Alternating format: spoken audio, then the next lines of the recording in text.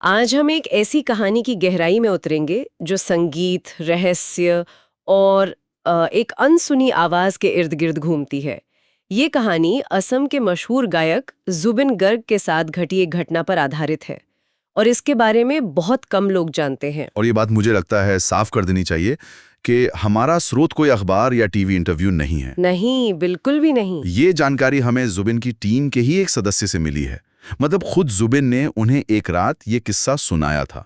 तो ये एक अनकहा अनसुना पहलू है। बिल्कुल। तो आज हमारा मकसद सिर्फ एक डरावनी कहानी सुनाना नहीं है, बल्कि हम इस किस्से को कह सकते हैं केस स्टडी की तरह देखेंगे। हाँ, कि इसमें क्या क्या तत्व हैं, लोक कथाओं के, मनोविज्ञान के, और कैसे कला और दर्द के बीच एक गहरा रिश्ता होता है। तो चलिए इस किस्से की परतों को खोलते हैं। तो कहानी की शुरुआत होती है माजुली से। ब्रह्मपुत्र नदी पर दुनिया का सबसे बड़ा नदी द्वीप। हाँ, तो जुबिन का एक कॉन्सर्ट था जो जबरदस्त हिट रहा था। माहौल में एक अलग ही ऊर्जा थी, लोग मतलब एकदम झूम रहे थे। लेकिन शो के बाद जब भीड़ छटी तो आधी रात को वहां एक अजीब सी खामोशी छा गई। और जुबिन उस वक्त तक बुरी तरह थक चुके थे। तो देर रात की नाव से वापस जाने के बजाय उन्होंने वहीं रुकने का फैसला किया। हाँ, उनके लिए नदी किनारे एक पुराने लकड़ी के होटल में एक कमरा बुक किया गया। कोई लग्जरी होटल नहीं था, बस एक साधारण सी जगह। और स्रोतों के मुताबिक होटल वाकई बहुत पुराना था।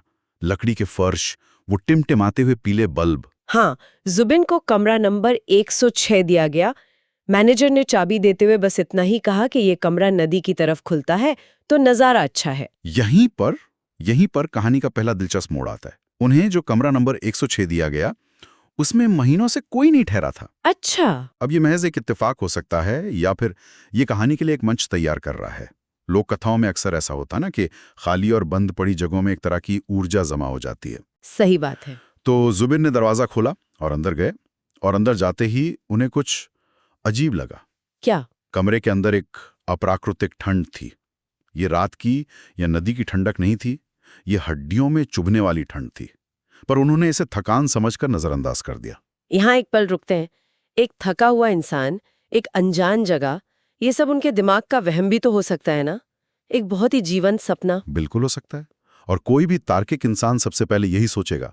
लेकिन स्रोत इस बात पर जोर देता है कि कमरे से रात रानी के फूलों की महक आ रही थी, जिसके साथ एक और गंध मिली हुई थी। कैसी गंध? एक धातु जैसी, जैसे पुराने खून की गंध। ये वो सेंसरी डिटेल्स हैं जो वहम और हकीकत के बीच की लकीर को धुंधला कर देती हैं। सही कहा, गंध हमारी सबसे पुरानी यादों और भावनाओं से जुड़ी होती है। फूलों की महक के साथ खून की गंध, ये जीवन और मृत्यु, सुंदरता और हिंसा का एक तरह का विरोधाभास है। जुबिन ने इन सब बातों को झटक दिया। टेबल लैंप जलाया जो 2 बार टिमटिमा कर जला। वो सोने के लिए लेट गए, लेकिन नींद उनसे कोसों दूर थी। फिर रात के करीब 1:40 पर असली घटना शुरू होती है। लैंप फिर से टिमटिमाया। जुबिन की आंखें खुल गईं। उन्होंने कमरे के कोने में रखे ड्रेसिंग मिरर की तरफ देखा और उनकी सांसें जैसे थम गईं। आईने में उनके ठीक पीछे कोई खड़ा था। हाँ, एक लड़की, लंबे काले बाल, भीगा हुआ सफेद सलवार, और उसका सिर झुका हुआ था। उफ। जुबिन का दिल जोरों से धड़कने लगा। उन्होंने फौरन पलट कर देखा, लेकिन कमरे में कोई नहीं था। बिल्कुल कोई नहीं। ये कहानी का सबसे अहम हिस्सा है। वो लड़की सिर्फ आईने के अक्स में मौजूद थी, असल कमरे में नहीं। आईना यहाँ सिर्फ एक वस्तु नहीं है, ये एक पोर्टल की तरह काम कर रहा है। 2 दुनियाओं के बीच। बिल्कुल, सच्चाई और भ्रम के बीच। वो आईने में ही क्यों दिखती है? शायद इसलिए क्योंकि वो खुद अपनी पहचान के अक्स में फंसी हुई है। एक ऐसी याद बनकर रह गई है जिसे कोई देख नहीं पा रहा। उन्होंने खुद को समझाने की कोशिश की कि शायद थकान की वजह से ऐसा दिख रहा है।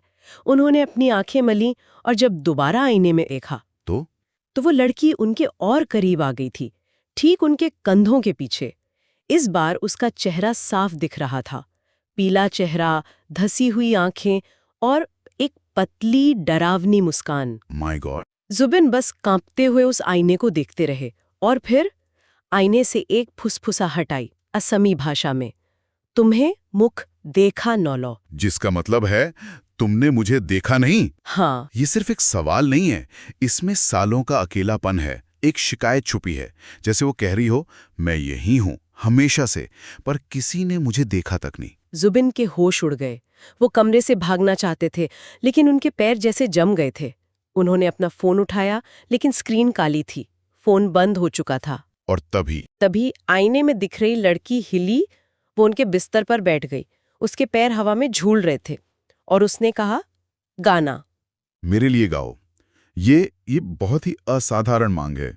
कोई आत्मा बदला नहीं मांग रही, डरा नहीं रही, बल्कि कला की मांग कर रही है। हाँ बिल्कुल। ये इस बात की तरफ इशारा करता है कि उसका दर्द इतना गहरा है कि उसे लगता है कि सिर्फ संगीत ही उसे शांत कर सकता है। सुबिन ने कांपती आवाज में पूछा, क्या गाऊं? लड़की ने कहा, अखो मोर गान, मोबो निर्गान, मुख शांति दिबो। यानी एक असीमी गाना गाओ, एक धुन गाओ, मुझे शांति मिलेगी।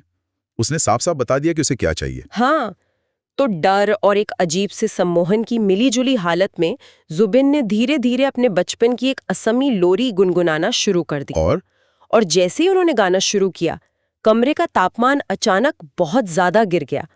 इतनी ठंड कि उनकी सांसें धुएं की तरह सफेद हो गईं। तापमान में ये जो गिरावट है ना, पैरानॉर्मल थ्योरी के अनुसार ऐसा तब होता है जब कोई आत्मा या ऊर्जा भौतिक रूप में प्रकट होने के लिए अपने आसपास के माहौल से गर्मी या ऊर्जा खींचती है।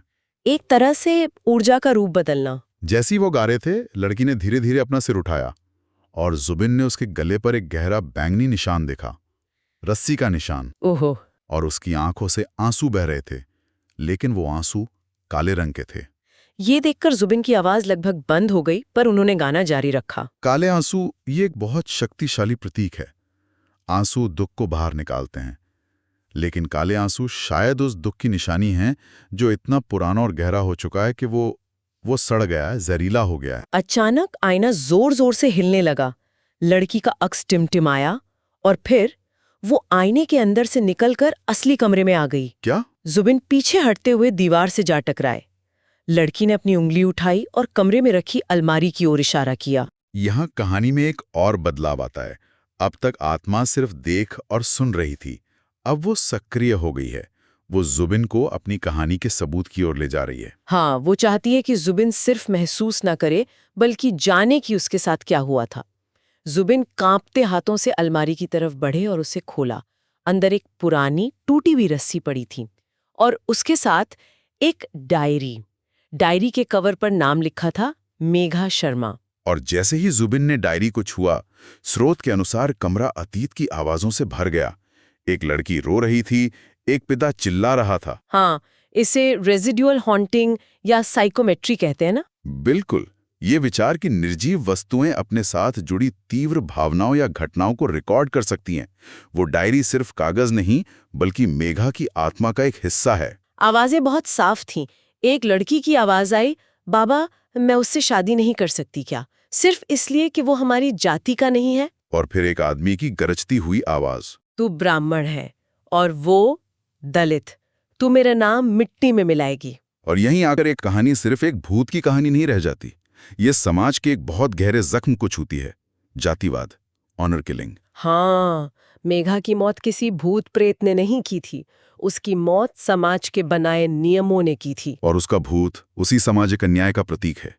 वो इसलिए भटक रही है क्योंकि उसे न्याय नहीं मिला, उसे समझा नहीं गया। इसके बाद रस्सी के कसने और एक स्टूल के गिरने की आवाज आई और फिर एक लंबी खामोशी। जुबिन को पूरी सच्चाई समझ आ गई कि मेघा शर्मा ने इसी कमरे में आत्महत्या की थी। उसकी अधूरी कहानी, उसका दर्द, सब इस कमरे में कैद होकर रह गया था। अलमारी का दरवाजा जोर से बंद हुआ।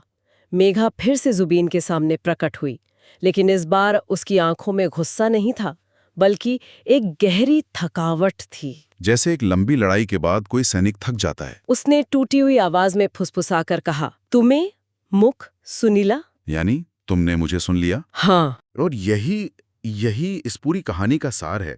उसे बदला नहीं चाहिए था, उसे बस कोई ऐसा चाहिए था जो उसकी अनकही कहानी को सुने, जो उसके दर्द को महसूस करे।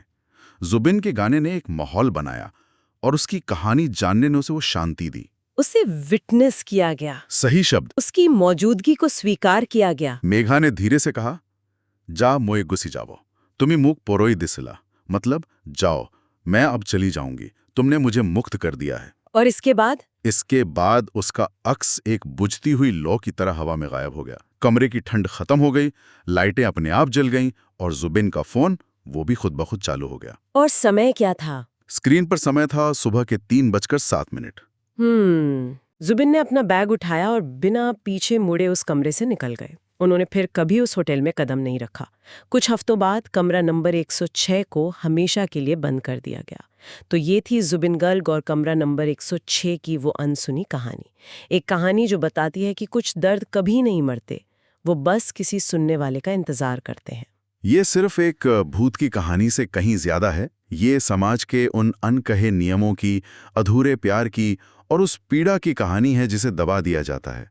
संगीत ने यहाँ एक मरहम का काम किया, एक पुल का काम किया जो दो अलग अलग दुनियाओं को, एक जीवित कलाकार और एक मृत आत्मा को जोड़ता है। और ये सोचने वाली बात है कि अगर उस रात उस कमरे में जुबिन की जगह कोई और होता, कोई ऐसा जिसे संगीत की समझ ना होती या जो उसके दर्द की भाषा को नहीं समझ पाता, तो मेका की आत्मा का क्या होता? क्या कुछ आत्माएं सच में किसी खास इंसान का इंतजार करती हैं जो उनकी भाषा को समझ सके, उनकी कला को महसूस कर सके और उन्हें आज़ाद कर सकें?